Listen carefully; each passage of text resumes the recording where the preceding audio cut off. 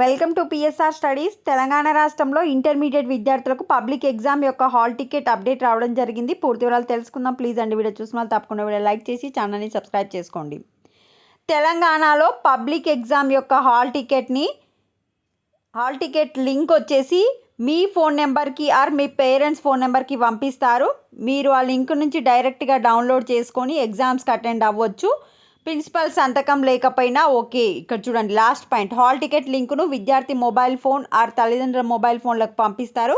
విద్యార్థి సొంతంగా డౌన్లోడ్ చేసుకొని ప్రింట్ తీసుకొని పరీక్షలకు హాజరు కావచ్చు. ప్రిన్సిపల్ సంతకం లేకపోయినా ఓకే.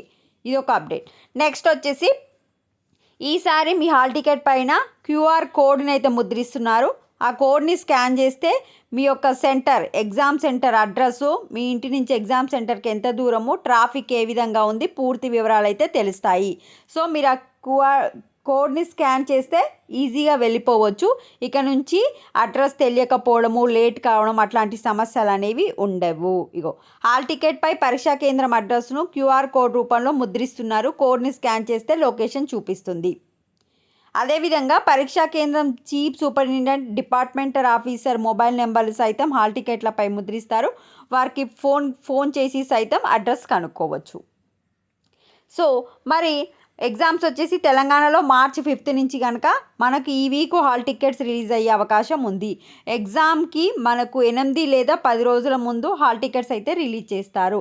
రిలీజ్ కాగానే మీ పేరెంట్స్ ఆర్ మీ ఫోన్ నెంబర్కి లింక్ అయితే రావడం జరుగుతుంది. డైరెక్ట్ డౌన్లోడ్ చేసుకోండి. హాల్ టికెట్ రిలీజ్ చేసిన తర్వాత కూడా మీకు అప్డేట్ చేస్తాను. వీడియోని లైక్ చేసి ఛానల్ సబ్స్క్రైబ్ చేసుకోండి. Thanks for watching.